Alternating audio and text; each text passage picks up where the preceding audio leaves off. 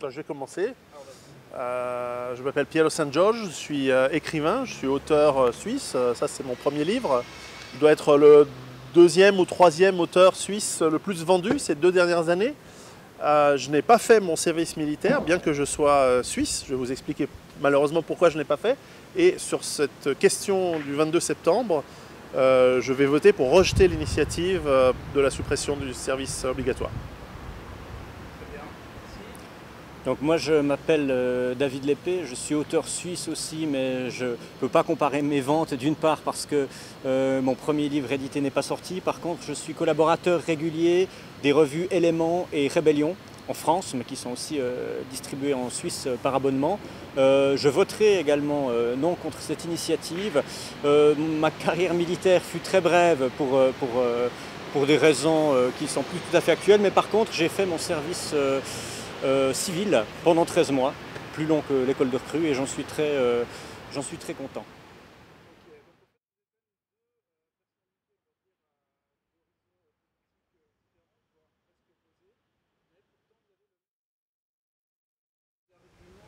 Je ne sais pas si on est vraiment de sensibilités politiques opposées. Sur ce plan-là, en tout cas un peu complémentaires. On verra si nos arguments sont les mêmes pour rejoindre cette opposition. Mais bon, c'est vrai que peut-être dans ton passé, tu as été très proche des gens qui sont en train de lancer... J'ai même fait partie du GSSA pendant la campagne de 2001, c'est vrai. Ouais. Donc je connais un peu cette opposition. Et c'est très intéressant, alors que c'est vrai que moi, à l'origine, je viens plutôt du monde ultralibéral. Je me suis soigné depuis, mais à la base, je viens du monde des affaires internationales, donc de l'aspect mondialiste. Et la raison pour laquelle je n'ai pas fait mon service militaire, elle est voulue. C'est lorsque, bien sûr, j'avais 20 ans, je n'étais pas encore suisse. J'ai fait exprès de ne pas me naturaliser suisse, d'attendre de me naturaliser, d'attendre le moment où il n'y avait plus besoin de faire le service militaire. Et la raison pour laquelle je l'ai fait à l'époque, c'est que je pensais, au début des années 90, donc que c'était une perte de temps. Je pensais qu'aller à l'armée, me faire crier dessus, me faire donner des ordres, allait être complètement stupide. Et donc, à la limite, à l'époque, j'aurais pensé que l'armée ne servait à rien parce qu'il n'y avait plus la menace soviétique, parce qu'au fond, je voyais l'armée suisse comme étant un coup, et un coup uniquement, et nous en reparlerons probablement. Et avec les années, lorsque j'ai compris que le monde devient de plus en plus difficile, lorsqu'il devient de plus en plus avec des risques de chaos, nous en reparlerons sans doute, eh bien je me suis rendu compte qu'il y a des raisons philosophiques, il y a des raisons concrètes, et il y a des raisons sociologiques pour lesquelles l'armée de milice et l'armée avec un service obligatoire, elle est déterminante et fondamentale pour garantir la liberté, la démocratie et l'indépendance de notre pays. Comme tu viens de le dire, la réaction qui a eu lieu en premier lieu comme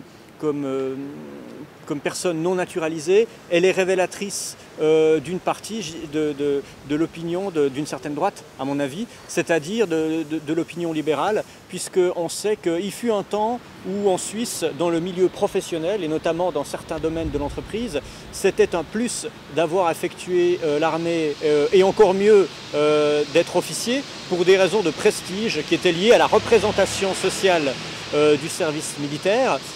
C'était en gros l'ancien capitalisme à la papa, et maintenant dans le nouveau capitalisme, ce genre de prestige, qui en plus a un prestige de type patriotique, n'intéresse pas vraiment les grands patrons. Ce qui les intéresse, c'est finalement des travailleurs qui soient là fréquemment, qui n'aient pas des congés, puisqu'il faut les rembourser, ces congés militaires. Alors être soldat, c'est pas un bon point. Être officier ou sous-officier, encore moins, parce que ça nécessite de plus grandes périodes d'absence. Pareil pour les civilistes, parce que ce n'est pas la question, les civilistes aussi sont souvent absents. Et ça, c'est dommage, puisque dans un pays où effectivement de plus en plus d'hommes ne sont plus astreints au service, notamment en raison de leurs origines, eh bien ce sont les Suisses et Suisses en bonne santé qui sont parfois discriminés par les entreprises, spécialement les entreprises les plus libérales, qui réfléchissent uniquement en termes de rentabilité. Alors si on peut faire passer un message aux patrons et aux entrepreneurs, c'est d'avoir peut-être un peu un réflexe patriotique, un réflexe collectif, et ne pas que penser gros sous.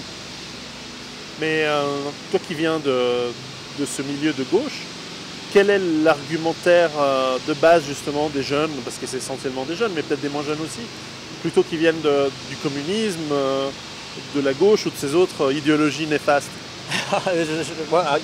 Idéologie néfaste, ça n'engage que toi. Mais disons, c'est une question vraiment, vraiment curieuse, parce qu'il n'en a pas toujours été comme ça. Pendant très longtemps, dans toute l'Europe, les socialistes ont défendu le système de milice qui en France avait un rapport quand même avec la levée en masse de 1793, donc la Révolution française, la guerre révolutionnaire. Et beaucoup se sont inspirés aussi à ce moment-là du modèle suisse. Avant la Révolution également, on a Rousseau qui en a dit le plus grand bien, on a Jaurès qui est spécialement connu pour ça, parce qu'il a même écrit un livre qui s'appelle L'Armée nouvelle. Je crois en avoir gardé un extrait. Dans l'Armée nouvelle, c'est un projet de réforme militaire pour la France inspiré du modèle suisse. Et il écrit, je cite, « De tous les systèmes militaires pratiqués dans le monde, c'est à coup sûr le système suisse qui se rapproche le plus de l'idéal d'une armée démocratique et populaire. » C'est absolument ça. Et dans le monde socialiste, des gens comme Auguste Bebel, Rosa Luxembourg, Karl Liebknecht ont tous défendu le système de milice. Saint-Just, pendant la Révolution, dans un livre qui s'appelle « L'esprit de la Révolution », a appelé à remplacer l'armée professionnelle par une conscription obligatoire. Et je vais quand même juste citer une fois Rousseau qui s'est exprimé plusieurs fois là-dessus, mais pour qu'on ait au moins un exemple. Voilà, il dit « Pour vous, peuple moderne, vous n'avez point d'esclaves, mais vous l'êtes. Vous payez leur liberté de la vôtre. Vous avez beau vanter cette préférence, j'y trouve plus de lâcheté que d'humanité. » Il parle du système du mercenariat, du système de l'armée professionnelle, en disant vous pensez vous libérer en déléguant cette attribution de l'État à d'autres qui la feront à votre place, contre de l'argent, vous vous enchaînez. Pas uniquement par la dépendance économique, mais par la dépendance réelle du fait que votre sécurité n'est pas assurée par vous. Et en plus, quand on dit les autres, les autres, c'est en général des gens qui n'ont pas forcément, qui ne vous représentent pas. Parce que si eux le font et que vous pas, c'est que peut-être ils ne sont pas aussi riches que vous. Peut-être que ce ne sont pas des citoyens au même sens où vous l'êtes. Et il suffit de voir une crise comme la crise militaire américaine dans le cadre de l'Irak. Il y avait ce bon film de Michael Moore où il nous montre les méthodes de recrutement dans les quartiers les plus défavorisés, avec des surreprésentations d'Afro-Américains par exemple, pour voir que non seulement c'est une injustice sociale criante, mais en plus c'est dangereux pour les bons bourgeois blancs qui finalement ne devraient pas trop compter sur ces gens qui méprisent par ailleurs et qui font le boulot à leur place sans appartenir vraiment à la même communauté d'intérêt. Donc tout ça pour dire que je comprends mal la position de la gauche actuelle par rapport à cette initiative. Parce que l'armée populaire, en plus d'être un modèle égalitaire, le peuple en armes, c'est quand même la meilleure garantie démocratique, déjà de contrôle populaire de l'institution militaire. Ça nous permet un petit peu de voir ce qui s'y passe et de ne pas laisser ça à des gens finalement qui sinon ne travailleront pas pour le peuple dont ils sont issus, mais pour la bourse qui les paye. Ça peut être l'État, ça peut être autre chose, parce qu'on peut parler de privatisation. On a vu que des putschs militaires les plus antidémocratiques, les plus dictatoriaux, sont arrivés dans les pays où l'armée était professionnelle. On peut penser au Chili de Pinochet, ou à l'Espagne, où des gouvernements démocratiquement élus ont été renversés par une armée non représentative parce que salariés. Ça c'est vraiment le problème. Le peuple en armes, c'est une garantie contre ça. C'est le modèle le plus égalitaire, le plus républicain et le plus démocratique.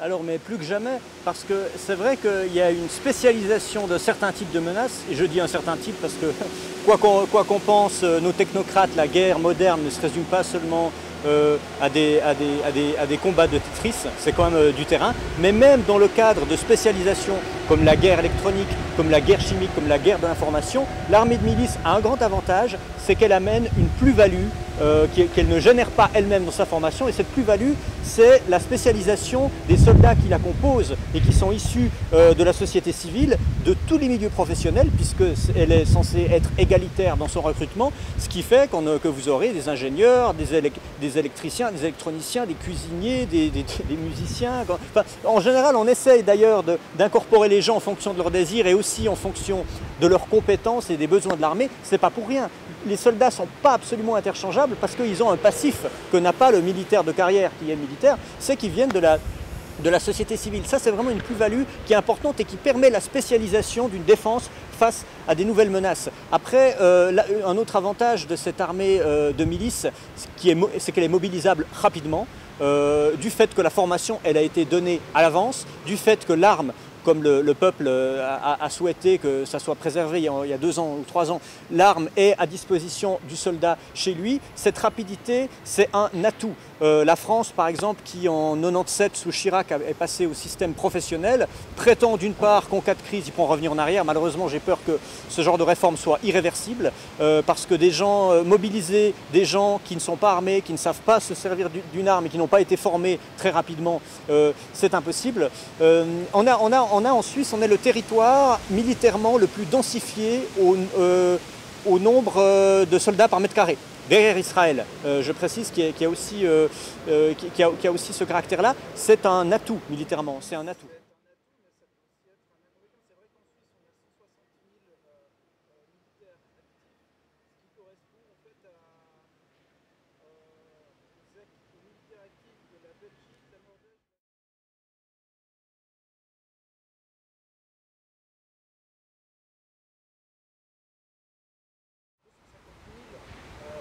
Oui, mais c'est pas assez. L'Allemagne, c'est un bon exemple parce que c'est une armée qui a fait la réforme du volontariat.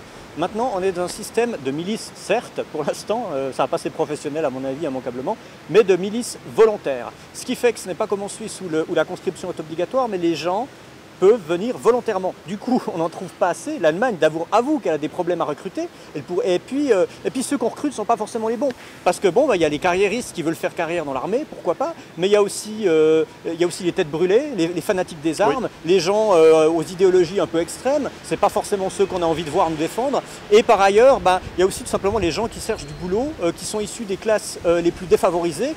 Tant mieux que l'armée socialement leur offre du boulot, mais ensuite, si on a une armée de pauvres pour défendre un peuple plus riche, au bout d'un moment, il y aura lutte des classes, c'est normal. Donc tout ça, l'Allemagne est, je pense, le pays qu'on doit regarder pour savoir ce qu'il ne faut pas faire. Le GSSA nous propose l'évolution à l'allemande, ce qui signifie qu'ensuite, inévitablement, du volontariat, on passera à l'armée professionnelle parce que le gouvernement sera obligé d'accélérer la réforme en disant ça marche pas, on a des problèmes de recrutement, donc on passe au professionnel. Et c'est ce que veut le GSSA. En plus, comme le savent les femmes, ce n'est pas la taille qui compte, c'est surtout la densité, la fonction et finalement, il faut remettre les hiérarchies et les importances là où elles doivent être. C'est-à-dire que, tout d'abord, il y a un aspect philosophique, c'est-à-dire que un citoyen doit pouvoir participer à la défense de son pays, et si on peut aller à la substantifique moelle de ce que signifie un pays ou une nation, c'est-à-dire un sens de bien commun, au sens où l'entendait un Orwell ou un Kluskar ou même des penseurs, voilà, on peut retrouver des penseurs autant de droite ou de gauche qui définissent le bien commun comme étant ce qui appartient à tout le monde. Donc pas seulement notre compte en banque, pas seulement notre petit travail, mais le patrimoine que compose le territoire, notre capacité à produire de la nourriture, notre eau, nos montagnes, nos ressources naturelles, et nous en avons en Suisse. L'eau, nous sommes un des châteaux d'eau de l'Europe. La Suisse, ce n'est pas que des banques, c'est aussi des ressources naturelles, c'est aussi le savoir-faire des gens, c'est aussi une prospérité. Ce bien commun, il doit être défendu.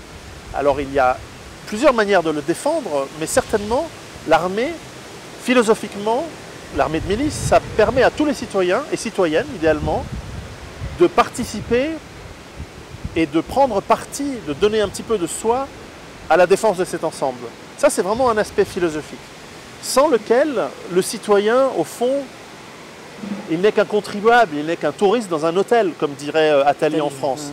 Je crois que nos pays ne sont pas des hôtels. Nous sommes un petit pays, mais un pays fier, un pays qui a son importance dans le monde, qui a la possibilité d'être neutre et donc de jouer un rôle énorme dans l'histoire récente, justement parce qu'il était neutre et que cette neutralité était aussi armée, sans laquelle il n'y aurait pas de neutralité du tout, puisqu'on ne peut posséder que ce qu'on peut défendre dans la vie.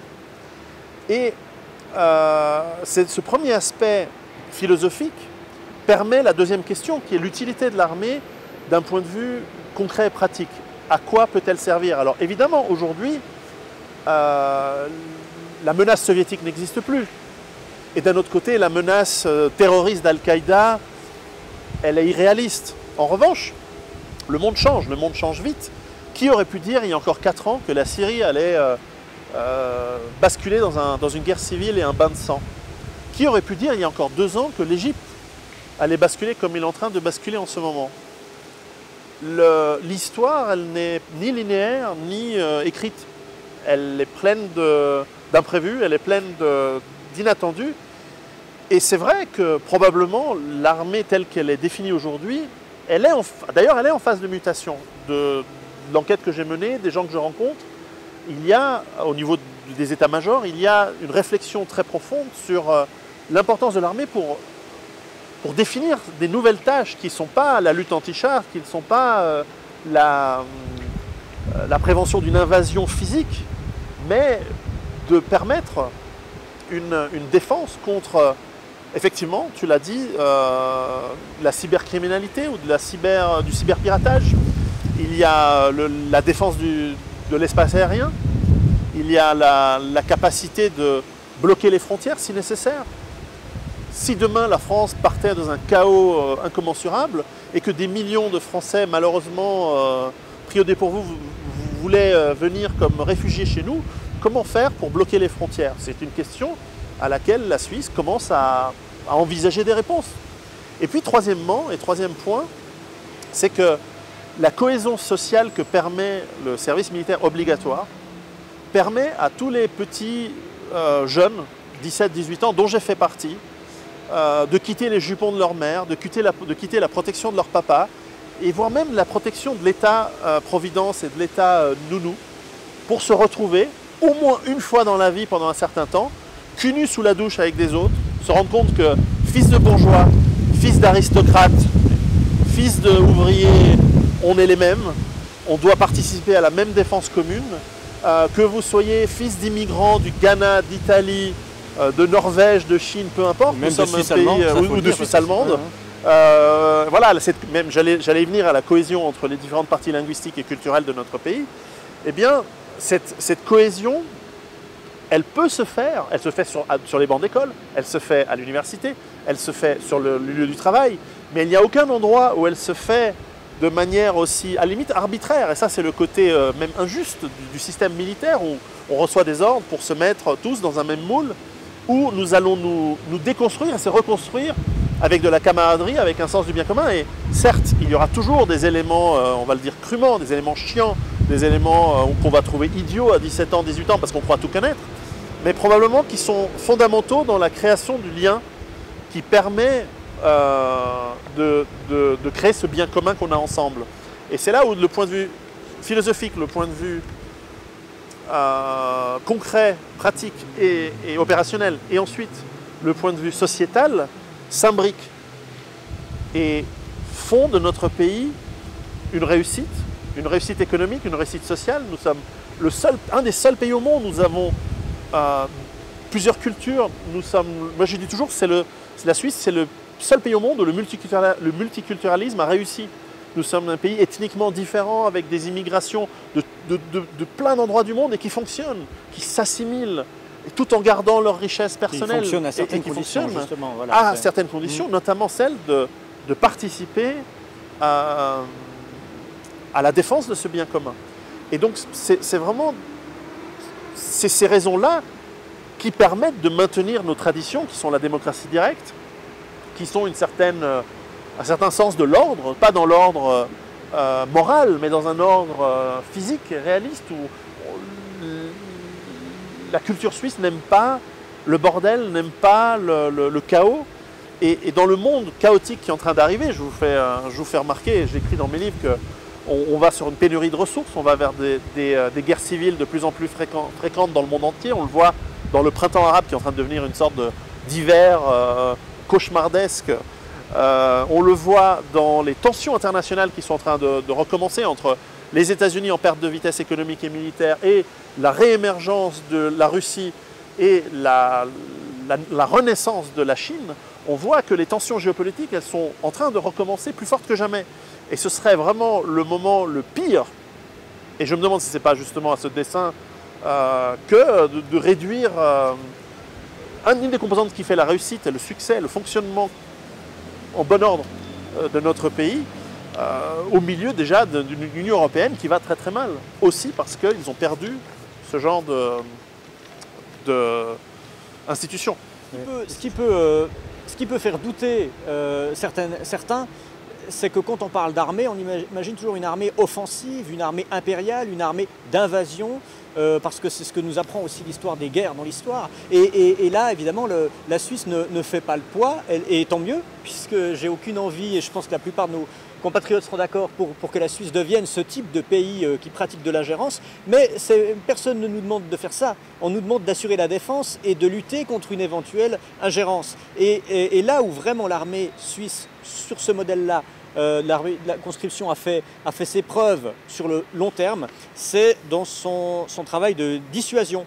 Il faut savoir montrer sa force pour ne pas avoir à s'en servir. C'est précisément ça. On a des statuts de généraux, les rares fois on a eu des généraux comme le général Dufour ou le général Guisan, et puis on les voit dans des postures équestres, on dit mais comme des vainqueurs de guerre, mais, alors qu'ils n'ont pas mené. Mais leur victoire, c'est d'avoir réussi à préserver le pays de la guerre, et je pense que c'est la plus belle victoire militaire. Et il y a plein d'exemples où on n'a pas eu besoin de guerroyer, mais où la dissuasion a suffi. Par exemple, en 1870-71, on a accueilli les Bourbaki, qui fuyaient les Prussiens auraient pu venir les récupérer. Ah ouais. Ils sont pas venus. Bah oui, et en plus les Prussiens, c'était quand même une des fortes armées européennes de l'époque, hein, comme ça a toujours souvent été le cas. Et ils sont pas venus. La dissuasion a fonctionné sans qu'on ait besoin de livrer bataille, sauf exception. Et ensuite, pour prendre des exemples moins anciens, il y a tout le chapitre de la Deuxième Guerre, qui est un chapitre complexe qu'on ne va pas ouvrir maintenant, mais il suffit de comparer, de voir que le Danemark, autre pays neutre, mais qui avait finalement renoncé à assurer une défense correcte, a été occupé.